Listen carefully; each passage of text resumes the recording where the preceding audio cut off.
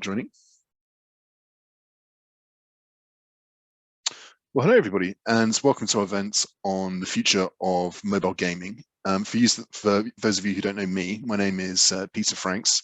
I am the founder and a partner with a headhunting firm called Neon River, and I guess the game sector is one of the sectors in which we're particularly active, and we're delighted to be joined today by a panel of very senior executives from the mobile gaming industry who I think cover a lot of different functions within it, everything from general managers to marketeers to studio and product leaders.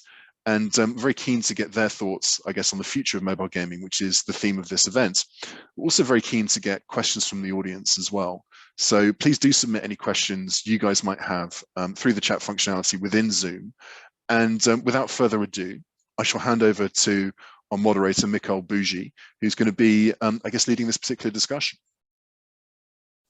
Thank you, Peter. Yes, super happy to be here. My name is Mickael Bougis. I'm director of business development at Tencent Games, and I have 13 years of experience in the industry, and more particularly 4 or 5 years of experience on mobile gaming, more specifically. We have quite a lot of topics that we want to cover today. So, I'm going to start with the first one, and that will allow me to introduce the panelists that we have today. The first topic that we wanted to cover is that, we saw over the last years a raise in production quality in mobile games, and some games coming very close to AAA production quality, both in terms of time spent, but also budget spent on the development. And probably the most recent example of that was Genshin Impact.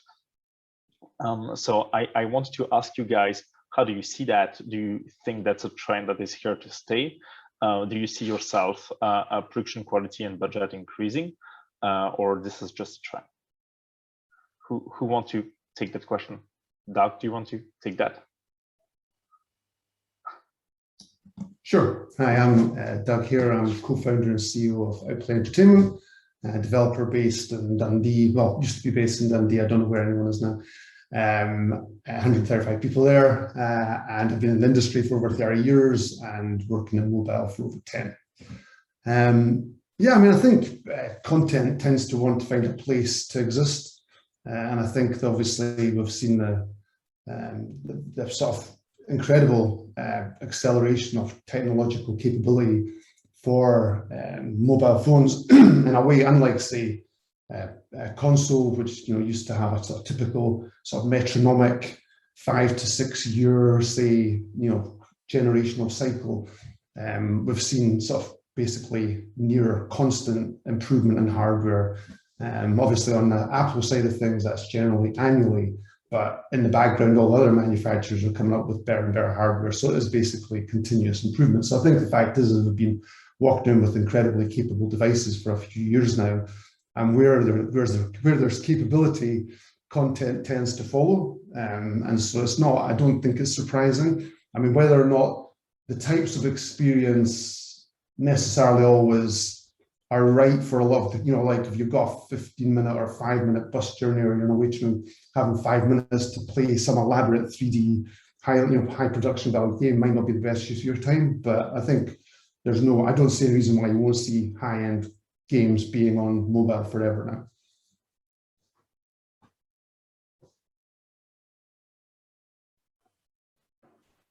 Cool, thanks a lot. Yeah, I mean, it's like, when I came to mobile in 2015, most of the games were like, a team of 10 people, and working on that for 6 months to a year, and half of that was in different betas, which is very different in most of the studios there.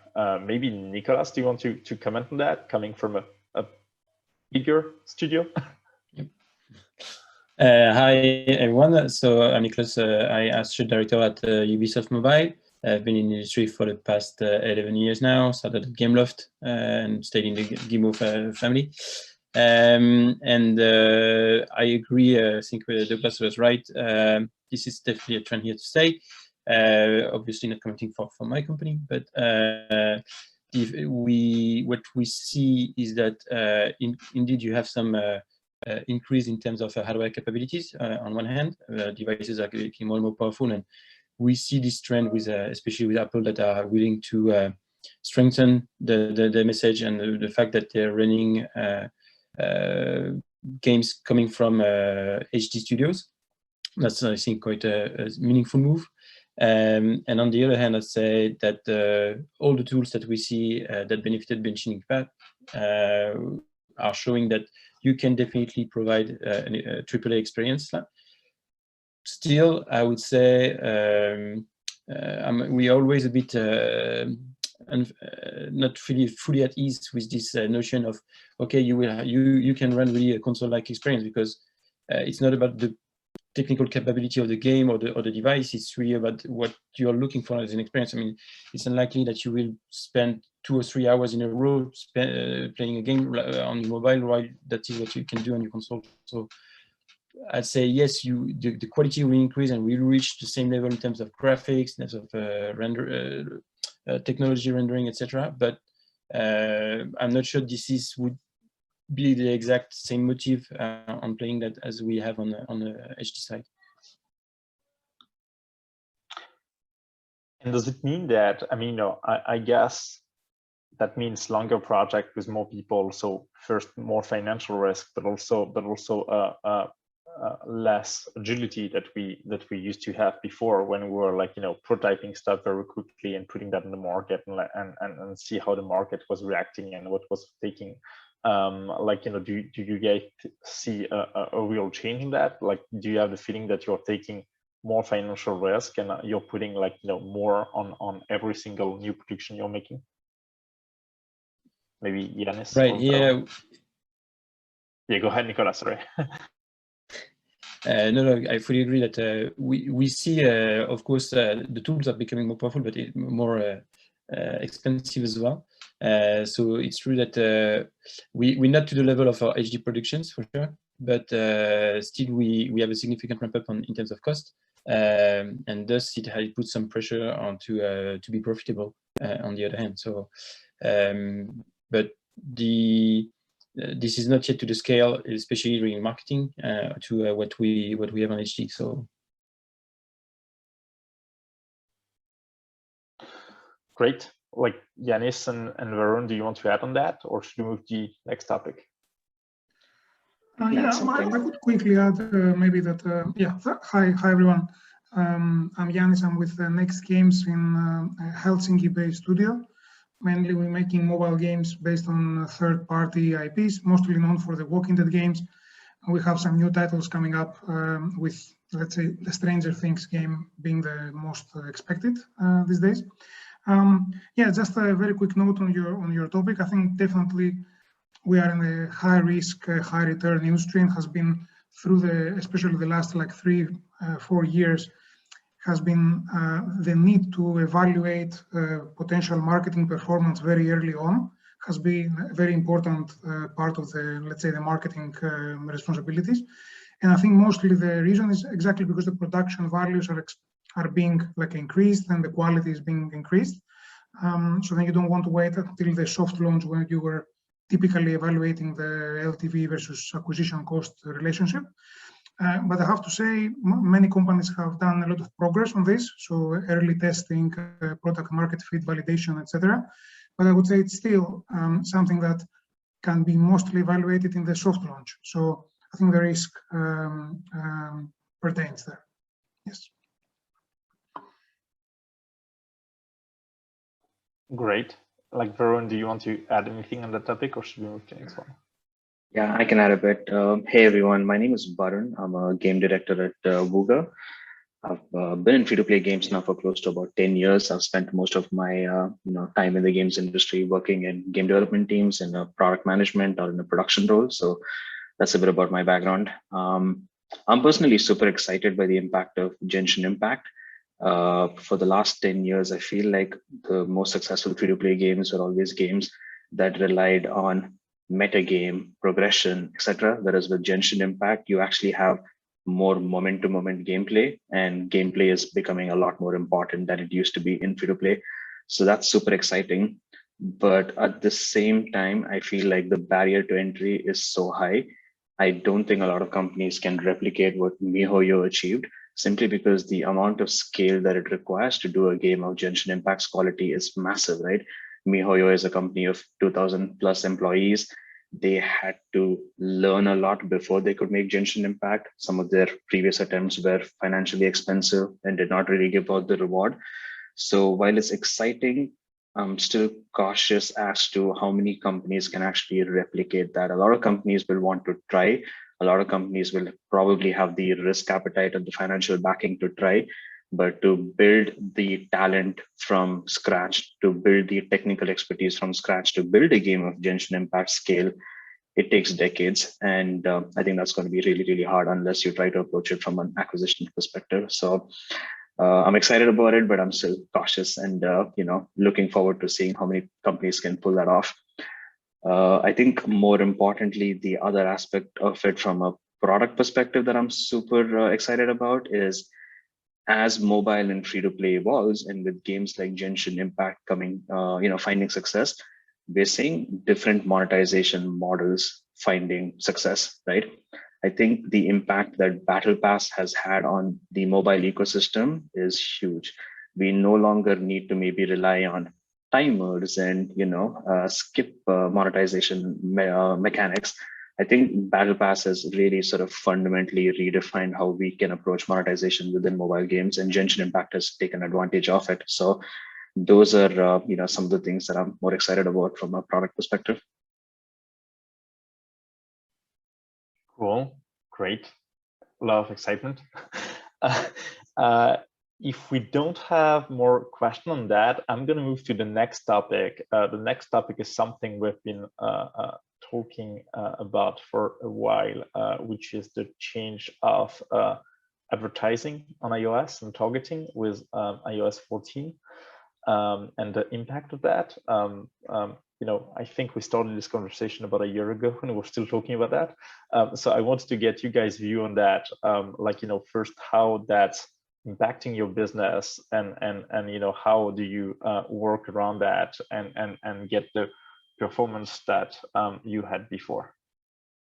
Who wants to take that?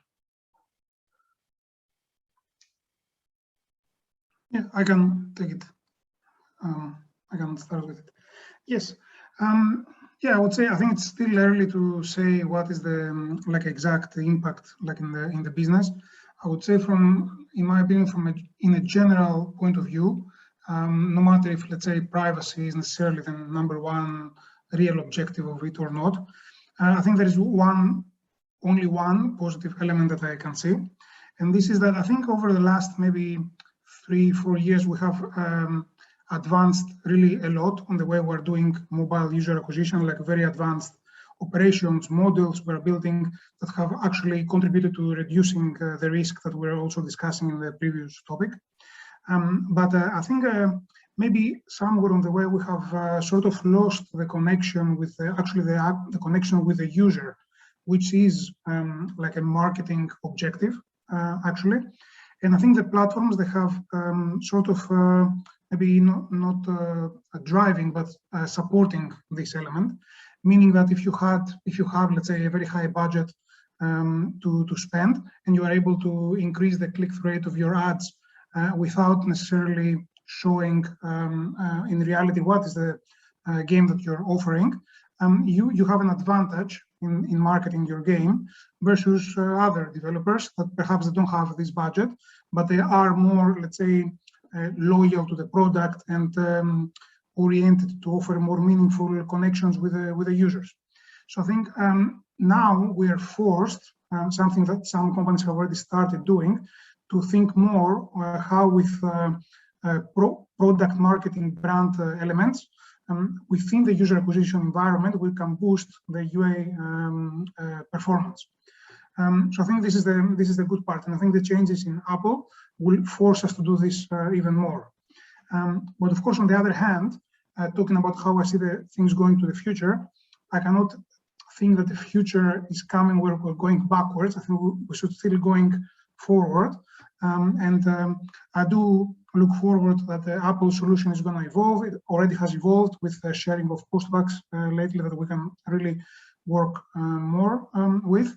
And there are some signs from Google with more intelligent solutions where we can continue more or less on the same way of doing things, but not on a personal data, but on a cohort basis with client-based models and only coefficients being shared. So yeah, so I'm a bit more optimistic about how things are going forward. And does it impact only your user acquisition, or does it impact the way you actually profile users in the game and actually like re-engage them or tweak your monetization? Yeah, I think I'll just have a quick comment, and I think others in the panel are more capable than me to answer this question. But I would say, we say often that we need to create games where we monetize early, because now we need to start predicting in the 24 hours. I think, without being the expert on it, that it's not that easy to do that. And before, we were still predicting based on as early as possible. So if this was so easy to be done as said, we should have already have done it like all these years. So yeah, that's it from me. Who wants to react on that?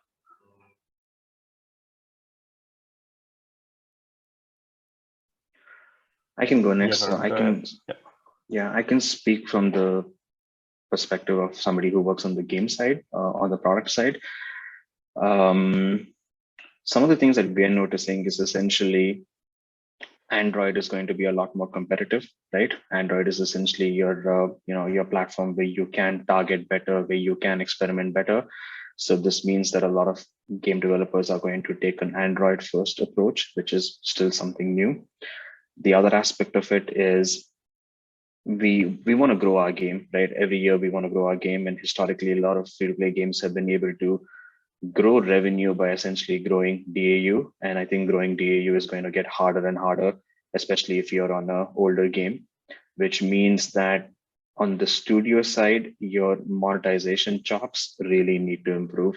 Your ability to not only retain a user base, but figuring out what are the right set of live ops treatments, what are the right side of feature, feature design that you need to retain your players longer and monetize your players better. And I think this is basically something that companies will have to take a lot more seriously going forward. It's existed to some extent, but the lever of being able to outspend your competition, I think that lever is going to slowly fade away in the coming years, which means the focus goes back to making the game more fun. How do we make the game retain users better? How do we make the game monetize better? And I think this is the biggest challenge that we will have to try and overcome, because CPIs are going to keep growing because of this new challenge. So how do we actually make LTV higher? And it's going to come down to, yeah, your core gameplay and your core game design. And so does it mean that you see a premium for companies that have pretty large existing user base and players that have been playing the games for years, and that probably you can profile better and play with them better? Yes, and more importantly, we need to retain them better, right? Historically, companies were able to acquire new users to compensate the decline of existing users. And I think with some of the latest trends that we're seeing, long-term retention is going to be even more key.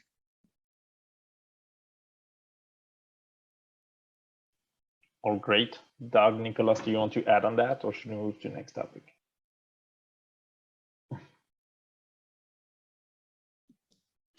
Well, I think Yiannis and Varun pretty much summarized it quite well. Just one point maybe to add on is on the fact that it was interesting to see a large wave of acquisition between mobile game companies and ad tech companies just before that, and in the midst of that iOS 14 enforcement. And it kind of goes in line with what Varun was mentioning on how do you take advantage of a huge pool of user base that player base that you can have, and try to identify better how each one is behaving. I think it's still early, but privacy is definitely one key trend for Apple, and Google is slightly behind it in another way. True that Android is becoming first for many testing approach, but iOS users still remain the most valuable that we can get, both for IP and advertising. So there's a question in competition that is buying ad tech companies and that are then able to access. I'm not saying they get access to the IDFS, but I think it's more they're able to take advantage of the synergy with the companies that they're acquiring to get lower CPIs on the acquisition front and higher CPMs as well. So better margin overall, and that's an interesting move for everyone to follow.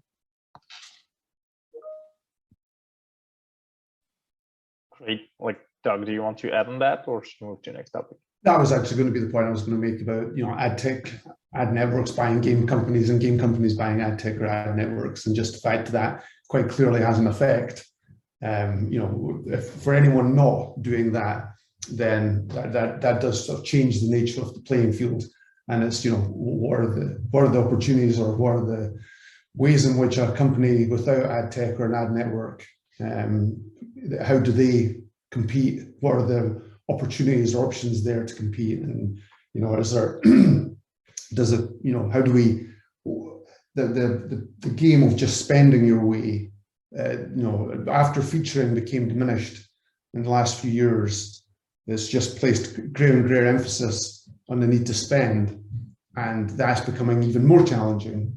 And so therefore, if that's looking like it's going to cul-de-sac fairly shortly, if it hasn't already, then what's next? What do we do? Does it mean licenses just become even more important? Are we starting to work with more celebrities? We're working with Gordon Ramsay on a game. Do social influencers, content creators, brands? What are the ways? ASO obviously is there, but it's difficult to ever sort of pin sort of success attributable to. Well, we made our company a success on the back of ASO. So is it or is it all of the above? And I think there's definitely, the opportunity still exists, but I do think it's probably about as challenging as it's ever been.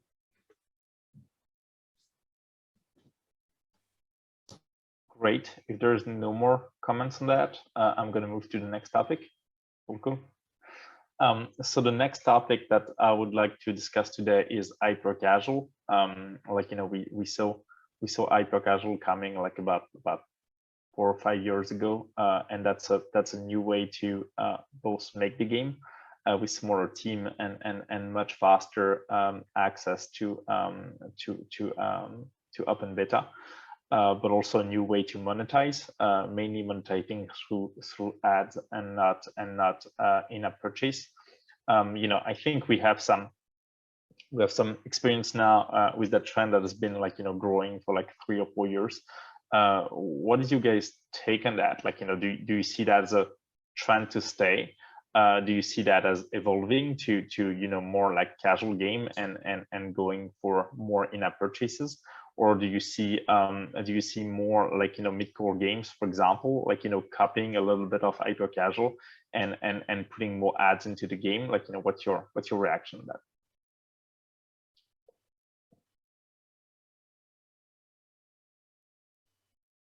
Who wants to take that? Yep, Varun, go ahead. Yeah, so I don't have a lot of experience in hypercasual, so this is maybe a little bit of speculative thinking here, but I think it's very much connected to the previous challenge that we talked about with iOS 14, the rising CPIs and sort of the marketing landscape changing. We're going to have to figure out how do we grow LTV, right? And I think in hypercasual, growing LTV has mostly up until now been focused around how do we use ads to monetize better? How do we find the right creative and lower cost of acquisitions? Whereas I'm not sure if that is going to be able to scale in the long run in the current market scenario. So from what I can observe, I think hyper-casual companies will invest more into some of the traditional core free-to-play game mechanics, which goes back to how can we improve retention and how can we improve monetization. So that's sort of what I observe, but that's again speculative thinking. I feel like the unit economics behind hypercasual is not really something that will scale if you're a big company, but I'm happy to be corrected on that.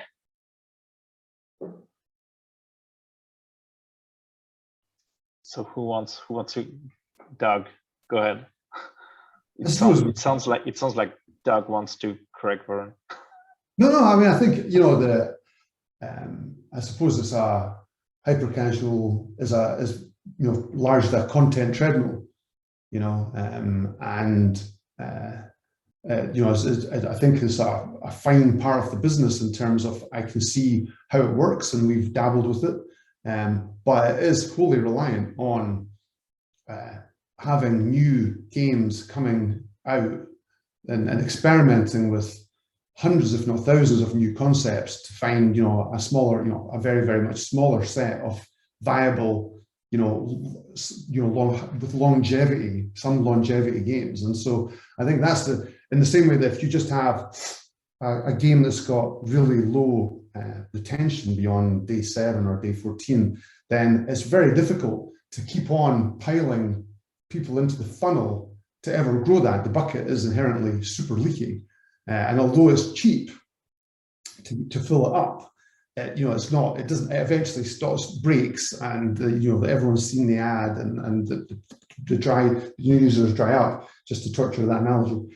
And it eventually just, that one's done. And so you need to have another launch. And so I think that just means that there is an incredible pressure for any company, especially for any public company, to have this endless stream of games that can dominate the charts, and then another one that can come in and take its place, and then over again. And there's obviously a fair amount of competition within hypercasual now, whereas there wasn't before. There are quite a lot of players coming out with with the game. So I think to the earlier point, I think that there has to be a transition towards having games that are generally retained better, so that you aren't just have this very, very leaky bucket to fill.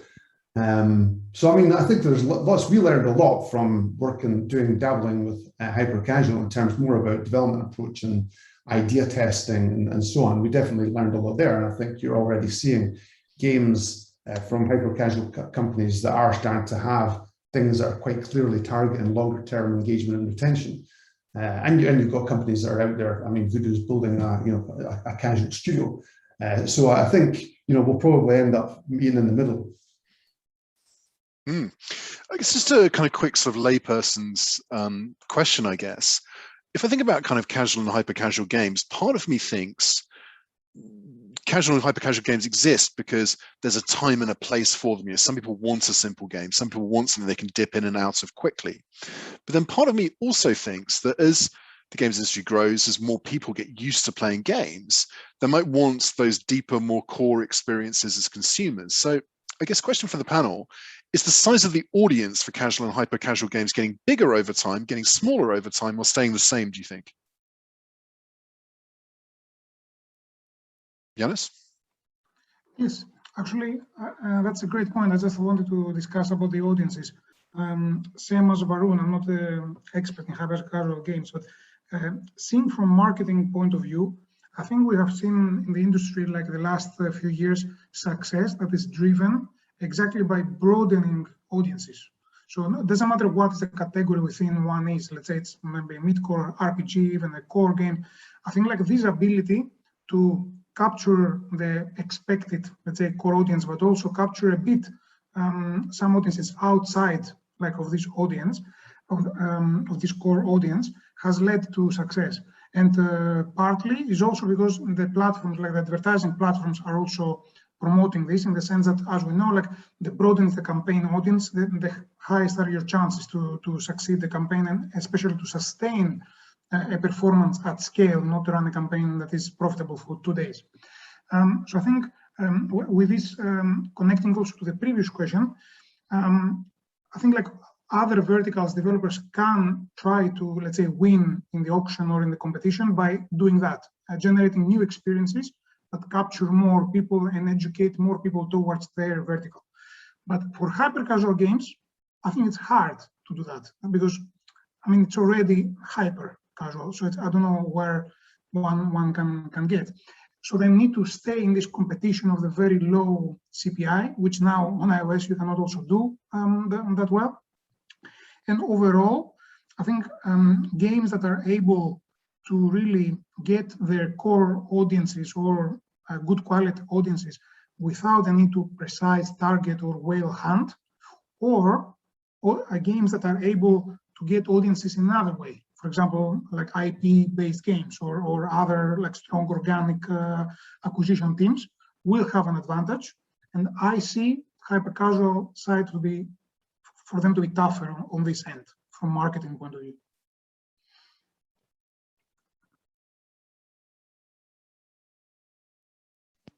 Was your question about, sorry, Nicholas. Was your question, to understand it, was it saying, is there still opportunity to grow casual and hyper-casual audiences? Or did I mishear that? Do you mean my question or Mickael's question? About whether it sounded like it was hyper-casual. Can we grow those audiences, or are they kind of going to flatline? That's what I thought I heard between the two of you. I can't remember who said it. Well, one of the topics I want to highlight is that you have hyper-casual companies that have been heavily relying on ad monetization so far, that are trying to get more in-app purchase and actually, like, you know, trying to increase their LTV to have a much more balanced model.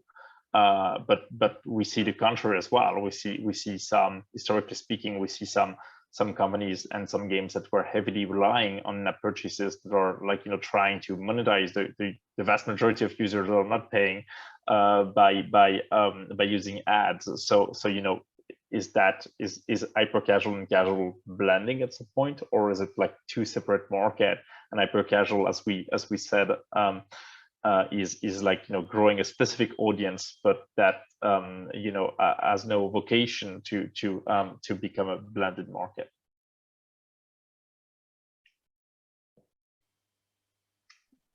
Go ahead, Nicola. Yeah, thanks.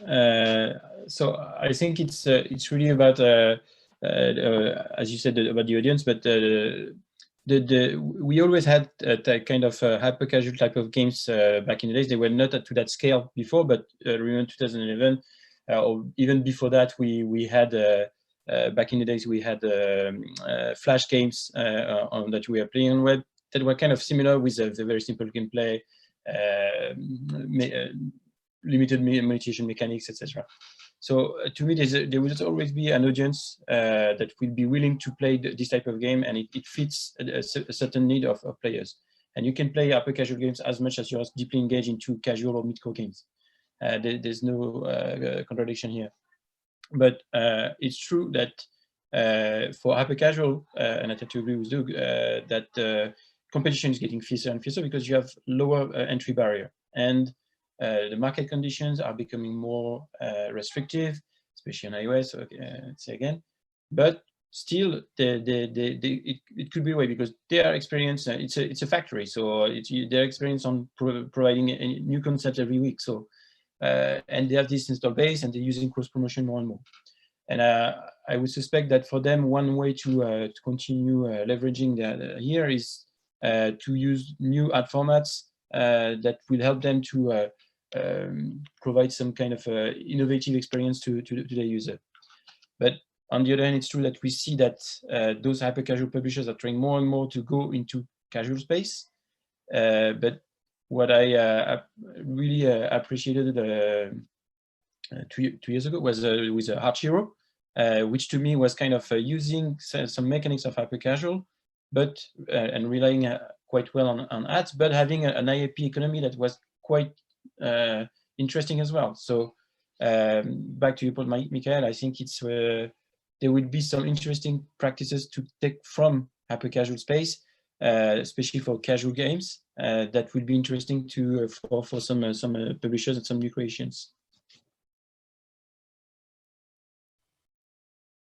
Any more comments on hyper-casual, or can I change topics? Cool, I'm going to change topics. I want to discuss about a different business model, which is subscription, that we're talking a lot at the moment. That is not new, actually. I was I was experimenting with subscription 12 years ago when I was working on PC MMO with subscription at the time.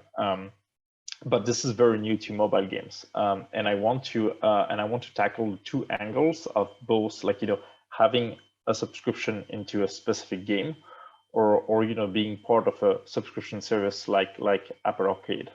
Like, you know, what's your guys' view on that? Like, you know, are you experimenting with that? Is it something that you're working on?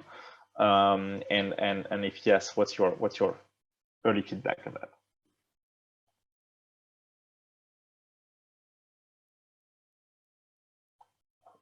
Doug, go for it. We had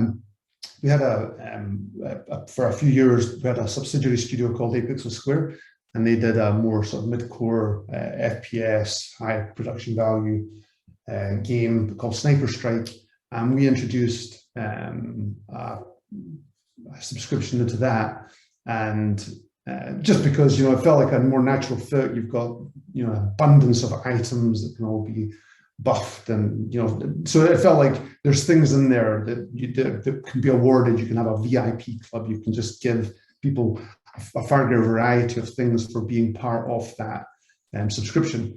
And it certainly worked very well. People seemed to really like it. You know, from an audience perspective, people were very well retained within it. It felt like it was really basically non-cannibalistic, and that it didn't feel like we saw non-subscription iApps diminish as a result of introducing it. And then obviously what you do get as well is post a year, for people to stay around on the subscription for a year, is a lowering of the revenue share to the platform. And so it definitely, I think it's probably more, but I was going to say, it feels like it's, you know, something that you want for particular types of game. But at the same time, I launched a word game, a sort of, you know, standard words, you know, move your finger around, spell words. And within a few seconds, you know, I was getting an opportunity to spend £8 a month. And, you know, there's really not an abundance of things for them to offer me for that £8 a month, but there was, and, you know, I'm sure they're probably doing quite well with it. So it feels like a very credible new addition to the monetization options. That is super interesting, because that's, I mean, when I speak to developers, that's one of the fear that, you know, by introducing your subscription, you're going to actually cannibalize within a purchase, and even maybe, like, you know, cap. So you know, your whales would actually spend more, but if they have everything they are happy with the subscription, they're just going to go for that, and they won't spend more. You didn't see that in your experience? I think, you know, based on it being only in Sniper Strike, where, as I say, there is literally an abundance of things. I mean, in a game where maybe all you can dole out are coins and maybe some cost, you know, if there's a finite, maybe the subscription allows you to just do everything that you want within the period.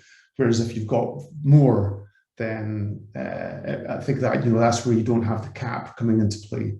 So I can't speak for what it's like for games that are more sort of, say, casual or simpler. Any other comments about subscription business model?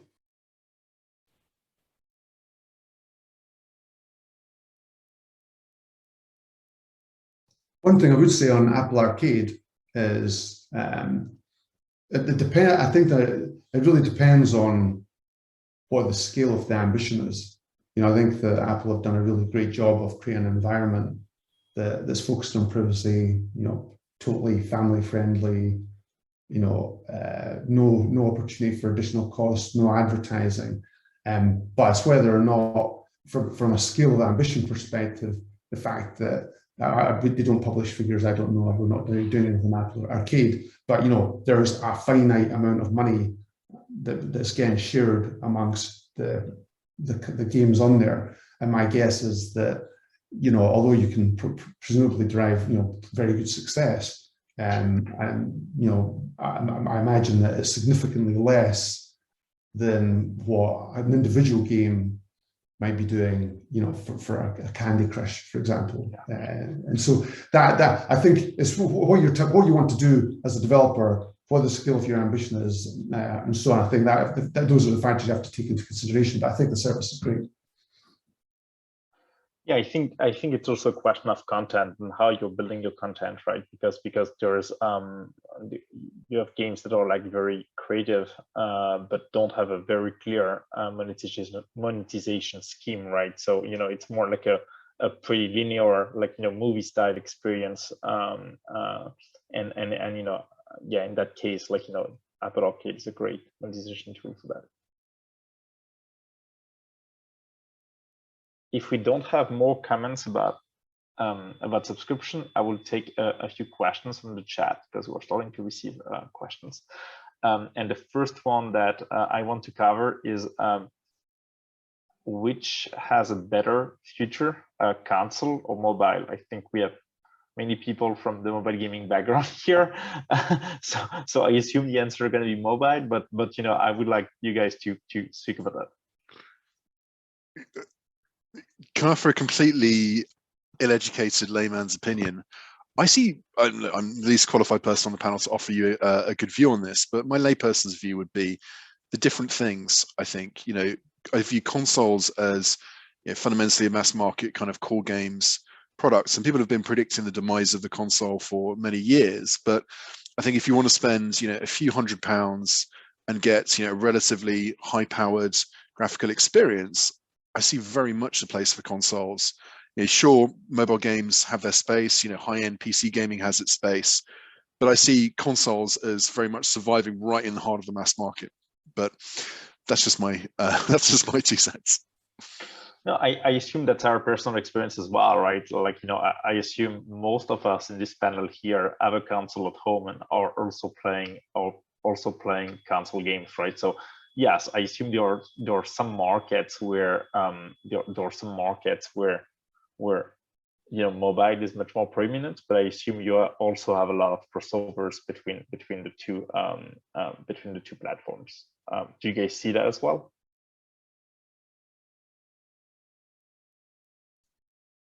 Yeah, Nicolas, go ahead. Yeah, I'm a bit puzzled by the better future question, but to me, the future is bright for both console and mobile. When mobile arrived back in 2010, 11, let's say, we were saying, console is dead.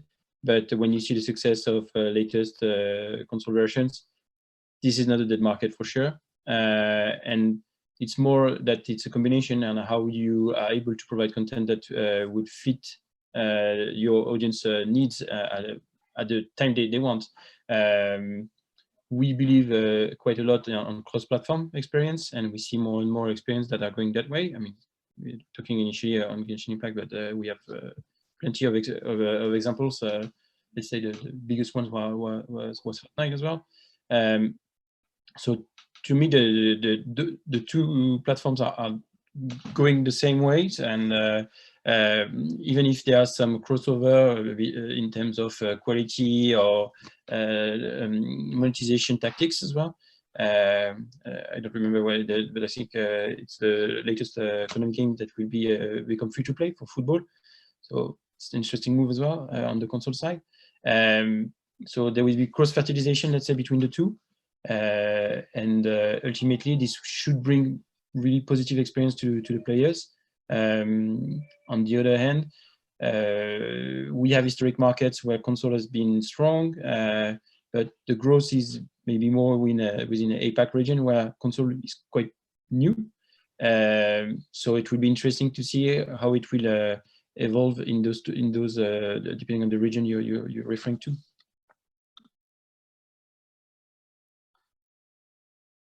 Another question that I want to tackle from the chat is about the future of monetization. If we would have that conversation 10 years ago, most of us would probably sell the game to a telco and the game would be pre-installed on the phone, and that will be the monetization.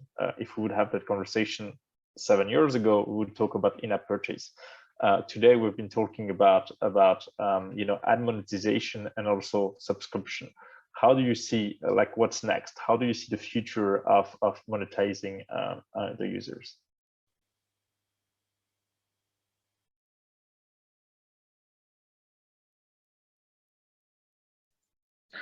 I can maybe share. I know it's a hard one. I know it's a hard one. Go ahead, Varun. I can share some thoughts here. I mean, that's the billion-dollar question, right? I think if we all knew how to innovate in monetization, yeah, we would all be billionaires at this point. I think the trend that I see is from the advent of free-to-play games and free-to-play companies have had to heavily rely on depth of spend. And this is why words like whales and heavy spenders came into existence, right? I feel like we still haven't yet figured out how do we increase conversion, in the sense, how do we get a massive percentage of our user base monetizing, which would allow us to not focus on depth of spend. And I think Battle Pass has been profoundly impactful in mobile free-to-play with games like Fortnite and PUBG.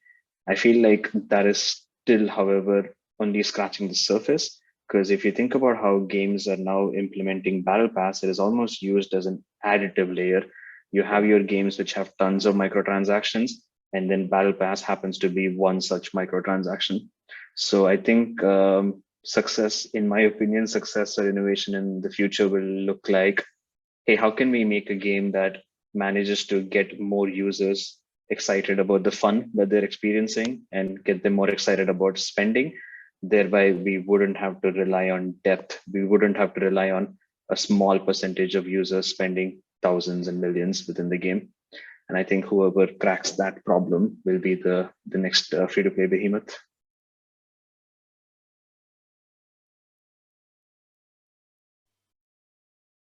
Yes, Doug, go ahead. If you have the, I hope you have the answer. I've got it. Go for the answer of the billion-dollar question. I'm all ears. I'm all ears. I think, it goes back to the idea that this is, I think, underpinned by the idea that starting from Napster, probably, the devaluation of content. And so while people are utterly comfortable spending $3-5 a day on a coffee in the morning that they consume over the course of 15 minutes, and then it's gone, that doesn't exist for spending hours per day or an hour a day playing a game and enjoying it. It's an outrage that we're expecting any money for delivering that service. And if there's a way of cracking that, where we're able to make consumers or players understand that there is value to this thing in the same way that they clearly are happy to spend on a physical product like coffee, then you've got all the people that are playing are happy to spend that money on it. Then that probably starts looking more like a subscription service.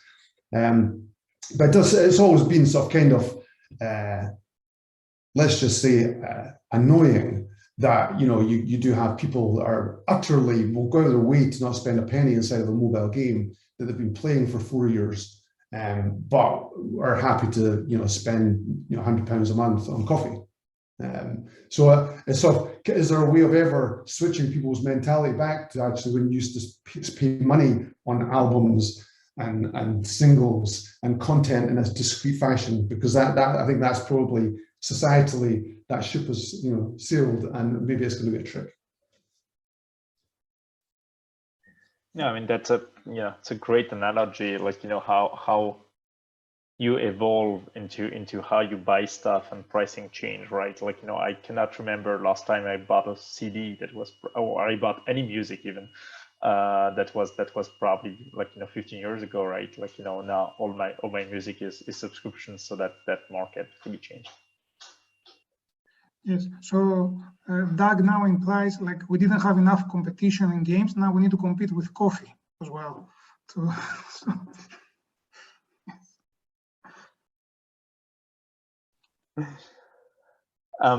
One question I'm taking from the chat as well is do you guys have experience with cloud infrastructure? Do you see cloud as cloud gaming as something coming within mobile gaming, or is it more right now a console and PC and maybe TV experience?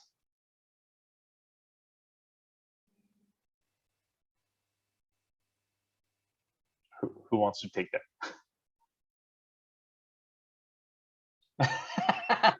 Yes, Doug, go for it.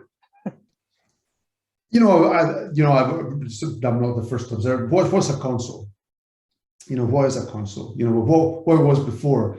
You've got Microsoft offering the ability to play games on your phone, on a tablet, on PC, on an Xbox. It's all just a different window into the same content.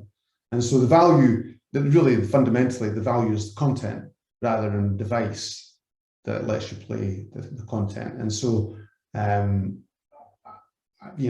it's I'm not sure, it's a very blurry distinction anymore nowadays. How many generations of dedicated hardware are we genuinely likely to see beyond the PlayStation 5? Is that something that we're going to see? Is it even necessary? When you have the power that we have within the phones, the devices that we carry every day, as that gets better and better, does that just become a sort of narrowing number of people that want to spend the extra money to get that plus experience that a console might afford you, versus just a docking station that you can plug your phone into with a Bluetooth controller and then just play the experience, much like the Switch has done, but you still had to buy a Switch. Whereas if the phone can do that, and that's, you wonder why Apple's kind of not gone down that path, but I guess it's a very blurry space, to call things consoles and mobile. And I assume it's a question of infrastructure as well, right? Which is like, you cannot expect the same 5G coverage in like London, for example, where yeah, Peter, sorry. Just a thought. I thought it was really, really interesting what Doug said. I was just thinking about it, and it struck me, if we're going to replace consoles with phones, wouldn't that mean that mass market phones need to have high-end graphics cards? And would that not just add extra cost for people who don't want to use their phones as gaming devices?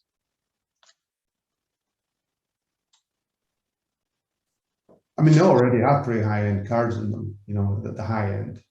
I guess it's all about what people need. We talked about this before. When Nintendo came out with the DS and Sony came out with the PSP, on the surface, the DS was, I think, to my mind anyway, the worst looking bit of kit that Nintendo's ever released. The first version, it got better over time, but that first version just looked awful. And then meanwhile, you had the PSP, which looked like it had been transported from the future. And it was like, everyone's gone, well, obviously Nintendo's sunk. Sony's got the winning device here. But what people wanted to do was play the games that were on the DS versus on the PSP. So it's I think it's about what do people want in the context, and does the thing that they have satisfy that? If I want to play a game right now and sit down on a big screen TV with a great console, with a great controller, and play people that are in a highly competitive environment, then I'm not going to play mobile. I'm going to be on a PC, or I'm going to play on console, because the mobile phones just cannot deliver that. But if they could, then is that impetus to buy the extra thing there anymore? Because you're always going to buy the phone. You're always going to have a phone in your pocket.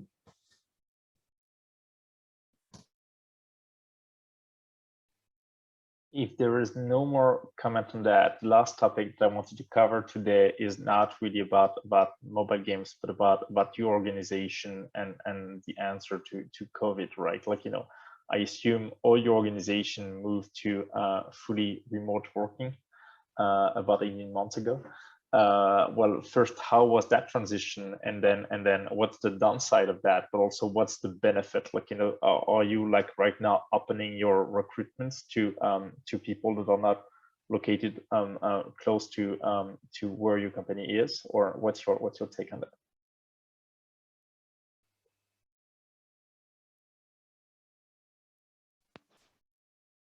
Doug, I'll offer my perspective as a recruiter. I've offered my perspective on various other questions that I was much less qualified to comment on, so I might as well get involved on this one. Obviously, I don't run a games company, but obviously I do recruit people into games businesses. And I think my observation as a headhunter would be, talent is incredibly diverse in terms of where it's located from a geographic perspective. Even if you're in a big mobile gaming hub like a London or a Berlin, chances are that if you want to hire good acquisition marketeers, or if you want to hire strong product managers or game designers, it's really hard getting them out of competitive businesses because they're well looked after financially. They're often ideologically committed to their current projects. They might have equity in their business. So it's very, very hard, even if you are in a sort of popular location for talent, and it's super hard if you're based somewhere else, which is not an established hub for talent. So I think my observation as a headhunter would be, I think at a practical level, you have to look internationally for talents. Because there's not enough supply of it where you are. And secondly, I think often, there's people who come out of universities around the world who are extremely talented, and they don't necessarily have those local opportunities to work for. So for me, it just feels like a very practical solution to attracting talents. If you can make it work in terms of people working remotely, I really, really think you should, just because it's going to make it so much easier to attract good talents.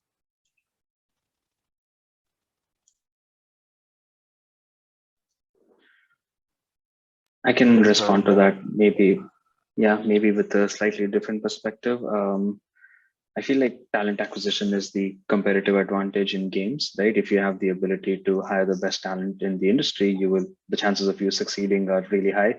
This is what sets the Supercells and the Pixars of the world apart from any other game company. But at the same time, while going remote might make talent acquisition easier, I think it does come at a heavy cost. At the end of the day, games are a creative business. We are here to provide fun and entertainment. And I do think there is a barrier to building a rapport, building a relationship, building that creative culture and that environment if you're talking to someone on the other end of the world in a different time zone who you are getting to know through a webcam for, over a video call. So I hope we can figure out how we can solve that problem. But I think in my personal experience, that has been a challenge, working in teams and sort of continuing the same creative energy and continuing the same creative rapport. So I'm still figuring out how we can get better there. Yes, just to add to that, exactly, this is the point I wanted to make. I think there is an obvious need to for remote working for everyone. I mean, nobody would say, no, I don't want to work remotely, most likely. But I think there is a cultural element depending on the organization, as Varun said. So for example, one thing I hear very often, in the Nordics, is that as a studio culture, is you meet every day with your friends and you make games. And then this results in really great experiences for the users. So then in a remote working environment, you can't do that necessarily. So then a given company that has this culture then will need to have the dilemma, or to make a strategic choice, either need to change the culture, which is really difficult, or need to accept that maybe they want to focus on the culture and maybe not have the best talent they could possibly have, because they think that even with at least great talent, the culture can keep leading to great experiences. So it's I think it's more than a logistics problem as many companies see it at the moment. And do you guys see differences when you are on the project? I assume that live ops, for example, is easier to do remotely, but when you are in very early prototyping phase, or at the contrary about to ship the game, that's where FaceTime is quite important. Nicolas, you wanted to share something? Yeah, I'll start to agree that the last year showed us that we were able to do remote working and without damaging the industry too much. But on the other hand, we are now seeing that especially, let's say, youngsters that are new to the company, they struggle to get acquainted with the company culture and values, etc. So to me, it looks like more it's a balance to be found between remote working for the ones that are able to, and having those collective timing where you're here to share more than just FaceTime or conf call, and do actually meet with people in real life, and having those team gatherings is becoming more and more important, I think, even if it tackles some logistic issues, etc. But at least at Ubisoft, we clearly value those type of events, and our teams are really missing that to have that belonging feeling. So to me, we will really have a world where you will be able to work remotely without damaging your day-to-day job, but you will definitely have this need of being present all together and have this common sharing feeling. So it's more like this. And back to your question, Mickael, so it's true for certain phases, it's clearly way more efficient to be in the same room or same time zone, etc., to refinalize all the open issues that we have and make sure that everyone has a clear agenda on what's left. And even for live ops, sometimes it's good to tackle some burning issues all together in the same room. So, any additional comments on remote working? Cool. Well, I think we're already slightly over time, so I'm gonna give that back to you, Peter. Well, indeed, and we are out of time, which is a shame because I think we could have gone much longer, but I'm very conscious that I suspect much of our panel and much of our audience have other things they need to do. And I want to thank our panel and you, Mickael, obviously, for being a great panel and a great moderator for the event. And thank you to our audience too for submitting some great questions and obviously taking the time to listen to us all. And thanks for our time. I'm going to be uploading a version of this to YouTube. So if anyone wants to watch it back, they can. And thanks everybody for the time today. It's appreciated. Thanks a lot. It was great. Thank you. Cheers. Thanks a lot. Thank you, everyone. Bye. Cheers. Bye. Bye. Bye.